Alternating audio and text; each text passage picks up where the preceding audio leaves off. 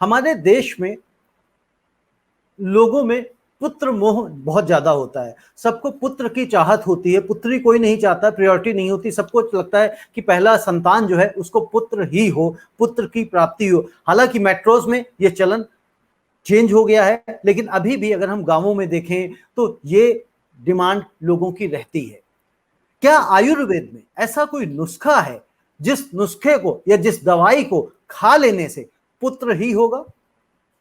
और नहीं है तो फिर बाबा रामदेव ने ऐसी वटी जो निकाली थी उसका क्या आधार था? वो दोनों दो चीजें हैं, मैं दोनों बताता हूं।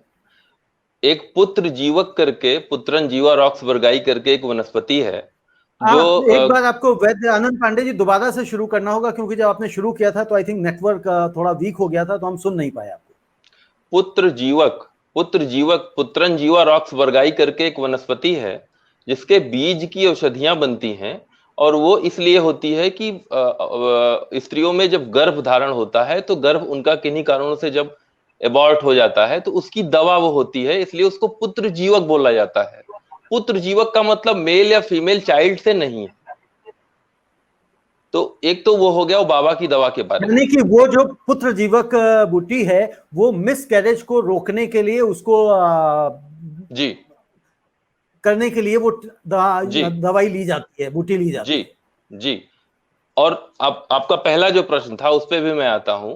हमारे आयुर्वेद में ऐसी व्यवस्था बताई गई थी कि इस दवा का उपयोग इस तरह से आप करेंगे तो आपको पुत्र की प्राप्ति होगी, और इस दवा का उपयोग आप इस तरह से करेंगे तो पुत्री की प्राप्ति होगी। ऐसा नहीं था कि सिर्फ पुत्र के लिए था।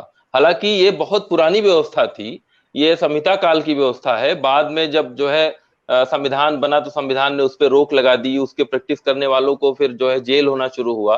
तो ये जो है असंवैधानिक है, इसका प्रैक्टिकल प्रयोग बंद किया जा चुका है, लेकिन ये हमारी संहिताओं में है। लेकिन वो जो दवा थी पुत्र जीवक, उसका पुत्र से, मेल चाइल्ड से कोई लेना देना नहीं था, उसका कोई लेना देना नहीं है। आपको जिस तरह से संदीप ठाकुर ने बात कही कि भाई लोगों के अंदर रीजनिंग नहीं है, वो लॉजिकल थिंकिंग नहीं कर पाते, तो लोग कैसे एक सही वैद्य को पहचाने? क्योंकि हर व्यक्ति तो कहता नहीं डॉक्टर साहब चलिए आप अपनी डिग्री दिखाइए फिर उसके बाद मैं आपसे इलाज कराऊंगा।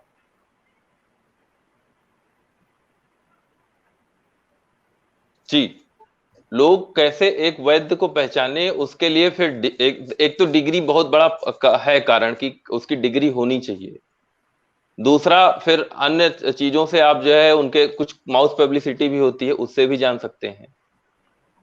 बिल्कुल, वर्ड ऑफ माउथ पब्लिसिटी होती है, उससे हम जान सकते हैं उनकी ख्याति कितनी है। डॉक्टर अंशुमान शायद कुछ रिस्पॉन्ड करना चाह रहे थे। जी रविंद्र जी, क्योंकि मैं एलोपैथ का डॉक्टर हूं, मेरे कथन से कुछ लोगों को ये कंफ्यूजन हो रहा होगा कि एलोपैथ के डॉक्टर हैं ये तो आयुर्वेद के खिलाफ बोलेंगे। उनको मैं समझाना चाहता हूं, मैं रामदेव के खिलाफ बोल रहा हूं।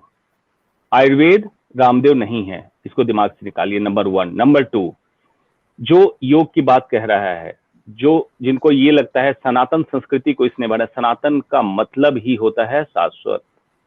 जिसकी उत्पत्ति और जिसका अंत पता ही ना हो वही है सनातन। तो ये रामदेव नहीं है सनातन, इसको भूल जाइए। जिनको कंफ्यूजन है, एविडेंस के लिए मैं दिखाता हूं। मैं एलोपैथ का चिकित्सक होते चरक संहिता समुद्र है, डॉक्टर अंशुमान को चरक संहिता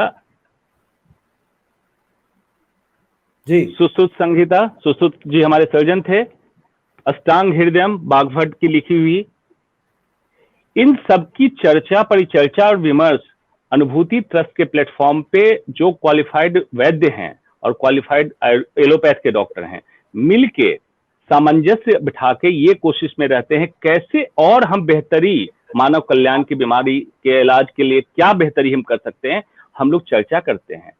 और उसके बाद हम सिर्फ सीमित अभी मेडिकल साइंस मतलब किसी की चिकित्सा व्यवस्था के लिए ही सीमित है।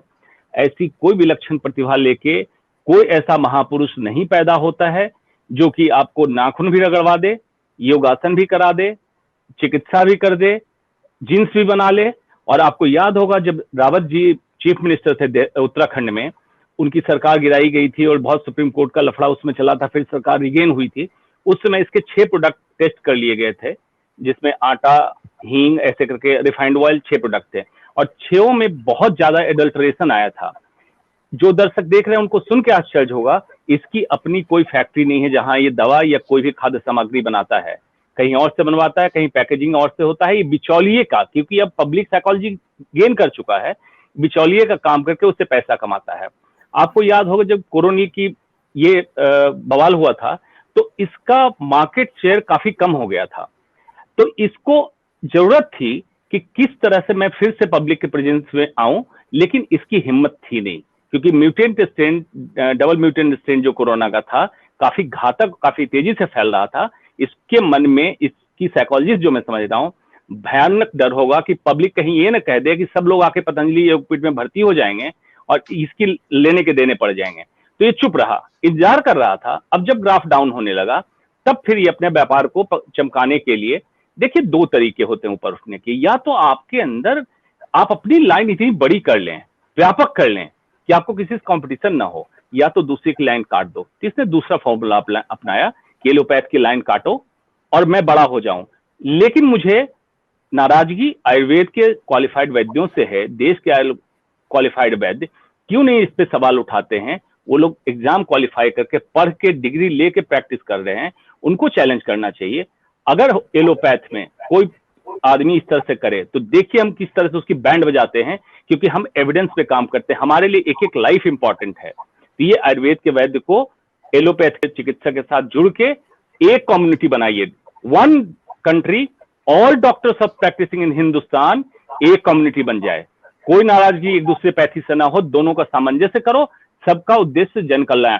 जैसे ही होगा इस तरह के क्वैकरी झोला छाप वाले व्यापारी विलुप्त हो जाएंगे। मैं बताता हूं, दवाई बनानी है, दवाई तुम बनाओ, चिकित्सा मत करो।